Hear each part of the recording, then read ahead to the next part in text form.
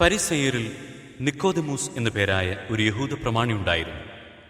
അവൻ രാത്രി യേശുവിൻ്റെ അടുത്ത് വന്ന് പറഞ്ഞു, റബ്ബി, അങ്ങ് ദൈവത്തിൽ നിന്നും വന്ന ഒരു ഗുരുവാണെന്ന് ഞങ്ങൾ അറിയുന്നു. ദൈവം കൂടെയില്ലെങ്കിൽ ഒരുവനും നീ ചെയ്യുന്ന ഈ അടയാളങ്ങൾ പ്രവർത്തിക്കാൻ കഴിയുകയില്ല. സത്യം സത്യമായി ഞാൻ നിന്നോട് പറയുന്നു, വീണ്ടും ജനിക്കുന്നില്ലെങ്കിൽ ഒരുവന് ദൈവരാജ്യം കാണാൻ കഴിയുകയില്ല. പ്രായമായ മനുഷ്യന് ഇതെങ്ങനെ സാധിക്കും? അമ്മയുടെ ഉദരത്തിൽ വീണ്ടും പ്രവേശിച്ച് അവന് ജനിക്കാൻ കഴിയുമോ? സത്യം സത്യമായി ഞാൻ നിന്നോട് പറയുന്നു, ജലത്താലും ആത്മാവിനാലും ജനിക്കുന്നില്ലെങ്കിൽ ഒരുവനും ദൈവരാജ്യത്തിൽ പ്രവേശിക്കുക സാധ്യമല്ല. മാംസത്തിൽ നിന്ന് ജനിക്കുന്നത് മാംസമാണ്, ആത്മാവിൽ നിന്ന് ജനിക്കുന്നത് ആത്മാവും. നിങ്ങൾ വീണ്ടും ജനിക്കണമെന്ന് ഞാൻ പറഞ്ഞതുകൊണ്ട് നീ വിസ്മയിക്കേണ്ട. കാറ്റ് അതിനിഷ്ടമുള്ളിടത്തേക്ക് വീശുന്നു, അതിൻ്റെ ശബ്ദം നീ കേൾക്കുന്നു, എന്നാൽ അതെവിടെ നിന്ന് വരുന്നെന്നോ എവിടേക്ക് പോകുന്നെന്നോ നീ അറിയുന്നില്ല. ഇതുപോലെയാണ് ആത്മാവിൽ നിന്ന് ജനിക്കുന്ന ഏവനും. ഇതെല്ലാം എങ്ങനെ സംഭവിക്കും? നീ ഇസ്രായേലിലെ ഗുരുവല്ലേ, എന്നിട്ടും ഈ കാര്യമൊന്നും മനസ്സിലാകുന്നില്ലേ? സത്യം സത്യമായി ഞാൻ നിന്നോട് പറയുന്നു, ഞങ്ങൾ അറിയുന്നവയെപ്പറ്റി സംസാരിക്കുന്നു, കണ്ടവയെപ്പറ്റി സാക്ഷ്യപ്പെടുത്തുന്നു, എന്നിട്ടും ഞങ്ങളുടെ സാക്ഷ്യം നിങ്ങൾ സ്വീകരിക്കുന്നില്ല.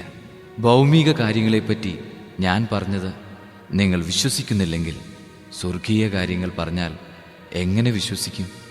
സ്വർഗത്തിൽ നിന്നിറങ്ങി വന്ന മനുഷ്യപുത്രനല്ലാതെ മറ്റാരും ഇതുവരെ സ്വർഗത്തിൽ കയറിയിട്ടില്ല. മോശ മരുഭൂമിയിൽ സർപ്പത്തെ ഉയർത്തിയതുപോലെ തന്നിൽ വിശ്വസിക്കുന്നവന് നിത്യജീവനുണ്ടാകേണ്ടതിന് മനുഷ്യപുത്രനും ഉയർത്തപ്പെടേണ്ടിയിരിക്കുന്നു. എന്തെന്നാൽ അവനിൽ വിശ്വസിക്കുന്ന ഏവനും നശിച്ചു പോകാതെ നിത്യജീവൻ പ്രാപിക്കുന്നതിനു വേണ്ടി തൻ്റെ ഏകജാതനെ നൽകാൻ തക്കവിധം ദൈവം ലോകത്തെ അത്രമാത്രം സ്നേഹിച്ചു. ദൈവം തൻ്റെ പുത്രനെ ലോകത്തിലേക്ക് അയച്ചത് ലോകത്തെ ശിക്ഷയ്ക്ക് വിധിക്കാനല്ല, പ്രത്യുത അവൻ വഴി ലോകം രക്ഷ പ്രാപിക്കാനാണ്. അവനിൽ വിശ്വസിക്കുന്ന ഒരുവനും ശിക്ഷയ്ക്ക് വിധിക്കപ്പെടുന്നില്ല. വിശ്വസിക്കാത്തവനോ ദൈവത്തിൻ്റെ ഏകജാതൻ്റെ നാമത്തിൽ വിശ്വസിക്കായ്ക മൂലം നേരത്തെ തന്നെ ശിക്ഷയ്ക്ക് വിധിക്കപ്പെട്ടിരിക്കുന്നു. ഇതാണ് ശിക്ഷാവിധി. പ്രകാശം ലോകത്തിലേക്ക് വന്നിട്ടും മനുഷ്യർ പ്രകാശത്തേക്കാൾ അധികമായി അന്ധകാരത്തെ സ്നേഹിച്ചു, കാരണം അവരുടെ പ്രവൃത്തികൾ തിന്മ നിറഞ്ഞതായിരുന്നു. തിന്മ പ്രവർത്തിക്കുന്നവൻ പ്രകാശത്തെ വെറുക്കുന്നു, അവൻ്റെ പ്രവൃത്തികൾ വെളിപ്പെടാതിരിക്കുന്നതിന് അവൻ വെളിച്ചത്ത് വരുന്നുമില്ല. സത്യം പ്രവർത്തിക്കുന്നവൻ വെളിച്ചത്തിലേക്ക് വരുന്നു, അങ്ങനെ അവൻ്റെ പ്രവൃത്തികൾ ദൈവൈക്യത്തിൽ ചെയ്യുന്നവയെന്ന് വെളിപ്പെടുന്നു. ഇതിനുശേഷം യേശുവും ശിഷ്യന്മാരും യൂദയാദേശത്തേക്ക് പോയി. അവിടെ അവൻ അവരോടൊത്ത് താമസിച്ച് സ്നാനം നൽകി. സാലിമിനടുത്തുള്ള ഏനോനിൽ വെള്ളം ധാരാളമുണ്ടായിരുന്നതിനാൽ അവിടെ യോഹന്നാനും സ്നാനം നൽകിയിരുന്നു. ആളുകൾ അവൻ്റെ അടുത്ത് വന്ന് സ്നാനം സ്വീകരിച്ചിരുന്നു. യോഹന്നാൻ ഇനിയും കാരാഗൃഹത്തിൽ അടയ്ക്കപ്പെട്ടിരുന്നില്ല. അവൻ്റെ ശിഷ്യന്മാരും ഒരു യഹൂദനും തമ്മിൽ ശുദ്ധീകരണത്തെപ്പറ്റി തർക്കമുണ്ടായി. അവർ യോഹന്നാനെ സമീപിച്ച് പറഞ്ഞു, ഗുരു, ജോർദാന്റെ അക്കരെ നിന്നോടുകൂടി ഉണ്ടായിരുന്നവൻ, നീ ആരെപ്പറ്റി സാക്ഷ്യപ്പെടുത്തിയോ അവൻ ഇതാ ഇവിടെ സ്നാനം നൽകുന്നു, എല്ലാവരും അവൻ്റെ അടുത്തേക്ക് പോവുകയാണ്. സ്വർഗത്തിൽ നിന്ന് നൽകപ്പെടുന്നില്ലെങ്കിൽ ആർക്കും ഒന്നും സ്വീകരിക്കുവാൻ സാധിക്കുകയില്ല. ഞാൻ ക്രിസ്തുവല്ല, പ്രത്യുത അവന് മുൻപേ അയക്കപ്പെട്ടവനാണെന്ന് ഞാൻ പറഞ്ഞതിന് നിങ്ങൾ തന്നെ സാക്ഷികളാണ്. മണവാട്ടിയുള്ളവനാണ് മണവാളൻ.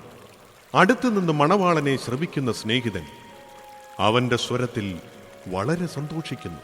അതുപോലെ എന്റെ ഈ സന്തോഷം ഇപ്പോൾ പൂർണ്ണമായിരിക്കുന്നു.